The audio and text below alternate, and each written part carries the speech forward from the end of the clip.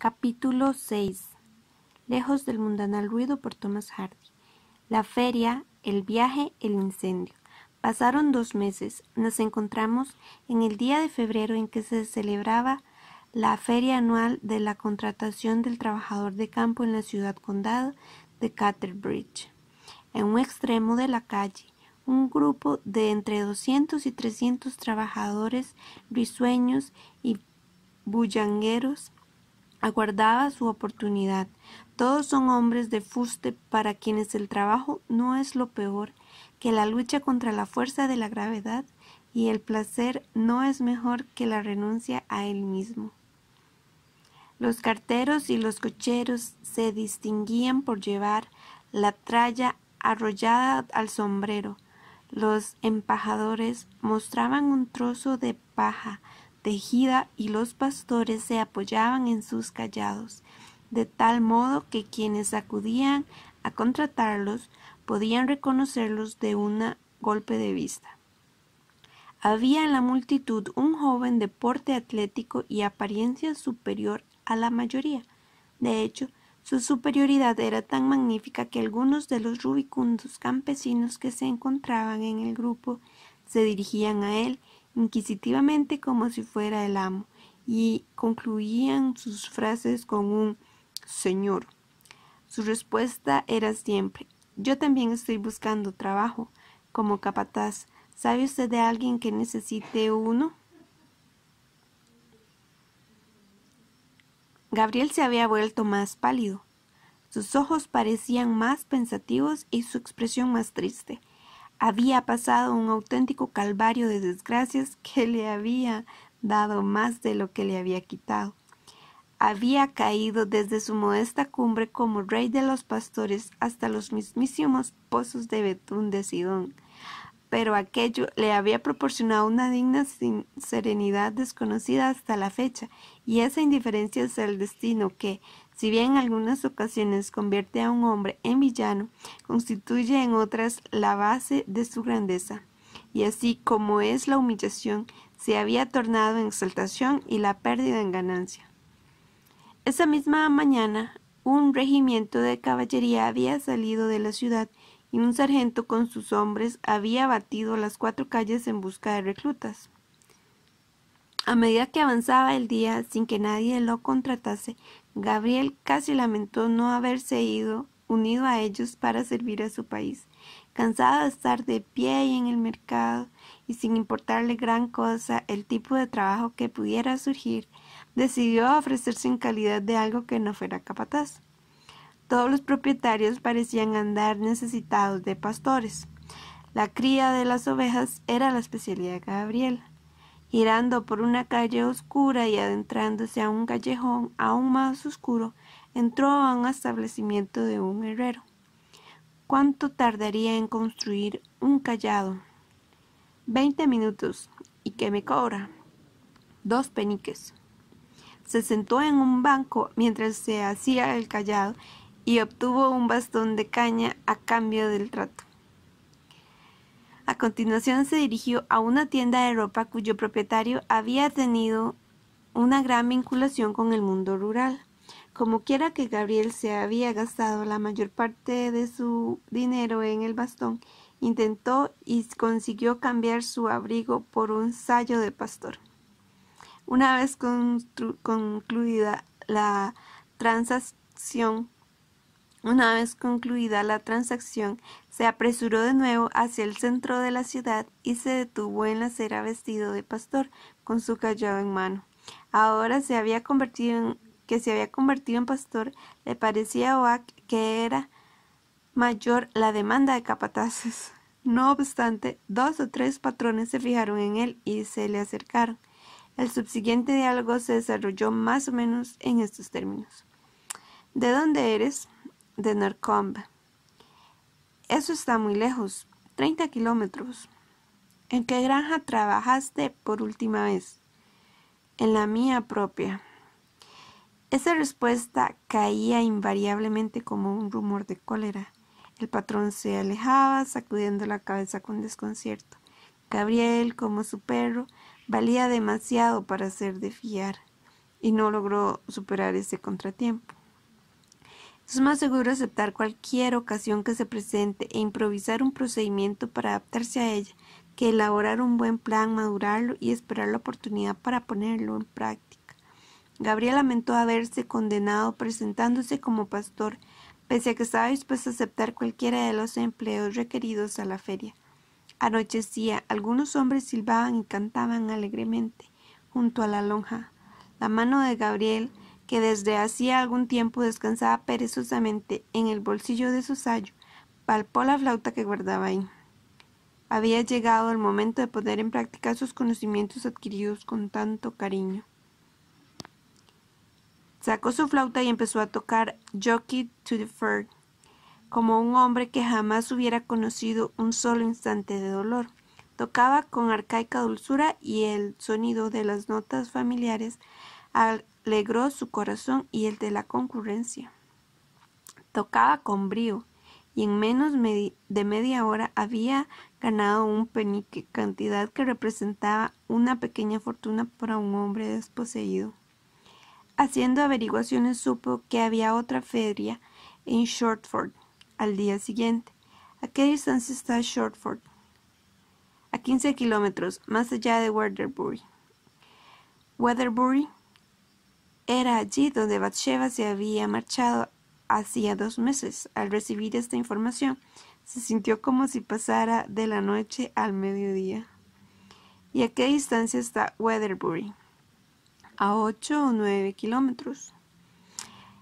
Era probable que Bathsheba hubiese abandonado Weatherbury por aquel entonces, pero el lugar encerraba el interés suficiente para que Oak decidiese elegir la feria de Shortford como próximo lugar de búsqueda, solo por estar cerca de Weatherbury. Además, las gentes de Weatherbury no carecían ni mucho menos de interés. Si lo que de ellos se decía era cierto, formaban un conjunto fuerte, alegre, próspero y pícaro, como no había en todo el país. Oak decidió hacer noche en Weatherbury, de camino a Shortford, y de inmediato echó a andar por la empinada carretera que le habían recomendado como la ruta más directa hasta el pueblo en cuestión. La carretera discurría entre vegas surcadas por pequeños arroyos, cuyas trémulas superficies se trenzaban en el centro y se plegaban formando arrugas en las orillas. Allí donde el flujo era más rápido, la corriente se mezclaba con la espuma blanca que corría con imperturbable serenidad. En las zonas más elevadas, los esqueletos muertos y secos de las hojas golpeaban levemente el suelo al caer, en bandada, empujándolos por el viento, mientras los pajarillos en los setos producían un frufru de plumas y se acomodaban para pasar la noche, sin abandonar sus puestos mientras Oak se movía, pero alzando al vuelo si se detenía para mirarlos. Pasó por Yalbury Wood, donde los gallos de pelea se encaramaban en sus palos, y oyó el quebrado cucú de los faisanes y el cloqueo espasmódico de las gallinas. Cuando ya había recorrido unos 5 o 6 kilómetros, cada silueta del paisaje se tiñó de una negrura uniforme. Bajó Yalbury Hill y distinguió frente a sí un carro arrimado bajo un gran árbol que colgaba de un lado del camino. Acercándose un poco más, vio que no había caballos atados al carro, y el lugar estaba aparentemente desierto. A juzgar por su posición, parecía que alguien había dejado allí el carro para pasar la noche, pues, salvo por un haz de heno amontonado en el fondo, el vehículo estaba vacío. Gabriel se sentó en los ejes del carro y consideró su situación. Calculó que había recorrido buena parte del camino, y como llevaba en pie desde el alba, sintió la tentación de tumbarse sobre el heno en lugar de llegar a Weatherbury y pagar un alojamiento. Luego de comer las últimas rebanadas de pan con jamón y de beber de la botella de sidra que había tenido la precaución de llevar consigo, se subió al carro solitario. esparció la mitad del heno hasta formar un lecho, y como buenamente pudo en la oscuridad, se echó por encima la otra mitad a modo de sábana, cubriéndose por completo y sintiéndose físicamente más cómodo de lo que jamás se había sentido. Era imposible para un hombre como Ack, mucho más introspectivo que sus vecinos, desenterrar por completo la melancolía al estudiar la infortunada página de su historia actual. Y así, pensando en sus desventuras amorosas y pastoriles, se quedó dormido, pues gozan los pastores en común con los marinos del privilegio de saber llamar a Dios en lugar de esperarlo. Despertando con cierta brusquedad y sin tener idea de cuánto había dormido, Oak descubrió que el carro se estaba moviendo. Era transportado por una carretera a una velocidad ciertamente considerable para un vehículo sin muelles y en circunstancias de incomodidad física, pues su cabeza rebotaba contra el suelo del carro como el palo de un timbal. Distinguió entonces voces en conversación procedentes de la parte delantera del carro. Preocupado por el dilema que podría haber sido alarma caso de ser un hombre próspero, aunque el infortunio es un buen narcótico para el terror personal, atisbó con cautela, escondido entre el heno, y lo primero que vio fueron las estrellas sobre él. El carro se desplazaba en ángulo recto con la estrella polar, y Gabriel concluyó que debía de ser las 9 de la noche, dicho de otro modo, que había dormido 2 horas. Este pequeño cálculo astronómico no requería para él esfuerzo alguno, y mientras lo realizaba intentó cubrir a hurtadillas, en la medida de lo posible, en manos de quien había caído. Discernió vagamente 2 siluetas en el pescante, sentadas con las piernas colgando. Una de ellas conducía. Gabriel no tardó en descubrir que se trataba del carretero, y al parecer los dos venían de la feria de Caterbridge. Igual que él, conversaban en los siguientes términos: en todo caso es muy atractiva, si en lo físico se refiere. Pero eso no es más que la piel, y el tipo de mujeres ideales tienen el alma orgullosa como Lucifer. Sí, eso parece, Bills Marbury, eso parece. Semejante afirmación era por su propia naturaleza inconsistente, y aún lo era más por las circunstancias, pues el traqueteo del carro no carecía del efecto en la laringe de los que así hablaban. Era el hombre que sostenía las riendas. Es una mujer muy vanidosa, eso dicen en todas partes. Ya lo creo que lo es. Yo no puedo mirarla en la cara, Dios me libre. Yo, jaja, con lo tímido que soy. Sí, es muy vanidosa. Dicen que todas las noches antes de acostarse se mira en el espejo para ponerse el gorrito de dormir como es debido. ¿No está casada? ¿Qué mundo este? Y dicen que sabe tocar la pianola. La toca tan bien que la melodía de un salmo suena como la canción más alegre que se pueda imaginar. Qué suerte tenemos, me siento un hombre nuevo. ¿Y qué tal la paga? Eso no lo sé, señor Purgas. Al oír esto y otros comentarios similares, a Gabriel se le pasó repentinamente por la cabeza que los dos hombres podrían estar hablando de Bathsheba.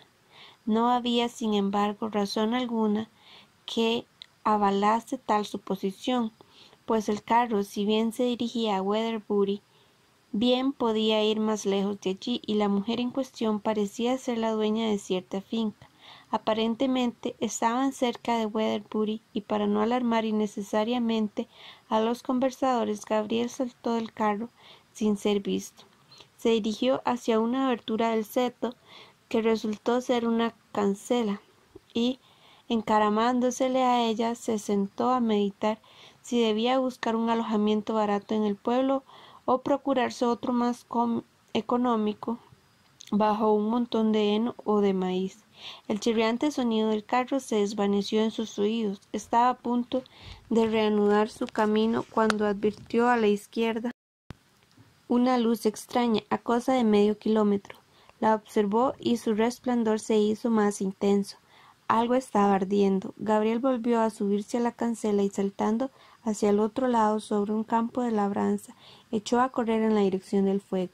El resplandor, que se duplicaba tanto por la fuerza del propio fuego como por el acercamiento de Gabriel, reveló la silueta de unos almiares claramente iluminados. El origen del incendio era un almiar. El rostro cansado de Gabriel se tiñó entonces con un brillo naranja intenso y la parte delantera de su sayo y sus polainas quedó cubierta por una sombra danzante de ramitas de espino. La luz le alcanzaba a través de los cetros sin hojas, mientras la curva metálica de su cayado brillaban como una plata por el efecto de los mismos rayos. Se acercó hasta la valla y se detuvo para tomar aliento. Parecía no haber ni un alma en el lugar. El fuego salía de un gran montón de paja que había ardido hacia ya demasiado tiempo para que hubiera posibilidad de evitarlo. Un almiar arde de un modo distinto al como lo hace una casa. A medida que el viento desplaza el fuego hacia el interior, la zona que está en llamas se consume por completo como el azúcar derretido, y la silueta desaparece de la vista. Sin embargo, un almiar de heno o de trigo bien compacto puede resistir la combustión durante bastante tiempo si el fuego empieza desde el exterior. Lo que Gabriel tenía ante sus ojos era un almiar de paja suelta, y las llamas se abalanzaban sobre él a la velocidad del rayo. Brillaban por el lado de donde venía el viento, ganando y perdiendo intensidad como la brasa de un cigarro. Un inoportuno haz de paja cayó rondando con una brusca sacudida. Las llamas se alargaron y se doblaron con un tranquilo rugido, pero sin crepitar. Las masas de humo ascendían horizontalmente por detrás del montón de nubes de paso, y tras ellas ardían las piras ocultas, iluminando la cortina de humo semitransparente con un luminoso y uniforme tono amarillo. La paja suelta que había delante se consumía como un escalofriante movimiento de calor rojizo, como un montón de lombrices rojas sobre el que brillaban feroces rostros imaginarios, lenguas colgando de los labios, ojos vidriosos y otras formas malignas de las que a intervalos las chispas escapaban, arracimadas como los pájaros de un nido. Oak dejó de ser un mero espectador al tomar conciencia de que la situación era más grave de lo que en un principio había imaginado.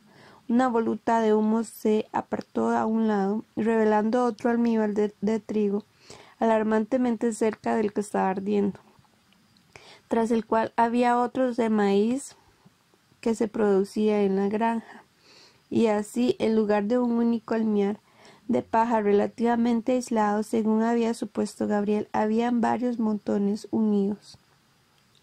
Saltó por encima del seto y vio que no estaba solo. El primer hombre con el que se tropezó corría a toda prisa, como si sus pensamientos fueran varios metros por delante de su cuerpo, y tuviese que esforzarse por alcanzarlos. ¡Ay, señor! ¡Fuego! ¡Fuego! Un buen amo y un malcriado significa fuego, fuego. Quiero decir que un malcriado y un buen amo. Ven, Mark Clark, y tú también, Billis Marbury, y tú, Marian Money, y tú, Gan Cogan, y Matthew. Aparecieron entonces otras siluetas detrás del hombre que gritaba, y en medio del humo, y Gabriel comprendió que lejos de estar solo se encontraba en numerosa compañía. Sus hombros bailaban alegremente de arriba abajo en sincronía con los brincos de las llamas, sin que intervinieran de algún modo los movimientos de sus propietarios.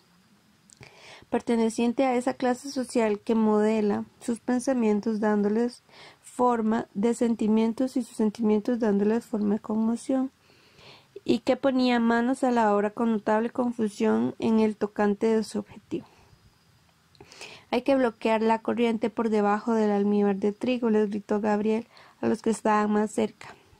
El maíz se apilaba sobre las estructuras de piedra elevadas, entre las cuales las lenguas amarillas de la paja en llamas lamían y se disparaban como flechas juguetonas. Si el fuego llegase a colarse por debajo de aquel montón, todo estaría perdido. Rápido, traigan una lona, dijo Gabriel. Trajeron la lona y la colgaron como una cortina para cubrir el paso. Las llamas cesaron inmediatamente de colarse por debajo del almíbar y se alzaron en vertical. Quédense aquí con un cubo de agua y mantengan la lona húmeda, ordenó Gabriel. Las llamas, que ahora ascendían hacia lo alto, empezaron a atacar los ángulos del enorme tejado que cubría el almiar de trigo. ¡Una escalera!, gritó Gabriel. La escalera estaba apoyada en el almiar de paja y se había convertido en cenizas, dijo de una forma espectral envuelta entre el humo. Oak agarró los extremos de las gavillas como si fuera a construir una techumbre, hundió los pies en el suelo y, agarrándose de vez en cuando al palo de su cayado, trepó hasta el saliente. De un salto se sentó a arcadas justo en el vértice y se puso a empujar con el cayado las brasas acumuladas sin dejar de pedir a gritos una rama, una escalera y un poco de agua. Bill Smallbury, uno de los hombres que viajaba en el carro, había encontrado una escalera y Mark Clark la subió, apoyándola junto a Oak en la techumbre de paja. El humo era sofocante en aquel rincón y Clark, un hombre diestro, bañó el rostro de Oak con el cubo de agua que le pasaron, rociándole el cuerpo entero, mientras Gabriel, que en ese momento sostenía una gran rama de haya en una mano, además del cayado en la otra, seguía atizando el montón y desprendiendo todas las partículas encendidas. Abajo, un grupo de vecinos continuaban ocupados en hacer cuanto podían por sofocar el incendio, que no era grande. Estaban todos teñidos de naranja, con un fondo de sombras de cambiante dibujo. Tras la esquina del almiar más grande, fuera al alcance directo del fuego, un pony transportaba a una muchacha. Junto a ella se veía a otra mujer a pie. Parecían mantenerse a cierta distancia del fuego para que el animal no se impactase. —¿Es un pastor? —dijo la mujer de a pie. —Sí, mira cómo brilla su cayado cuando golpea el almiar. Y el fuego le ha hecho 2 agujeros en el sayo. Un pastor joven y apuesto, señora. —¿Para quién trabaja? —preguntó la jinete con voz clara. —No lo sé, señora. ¿Los demás lo saben?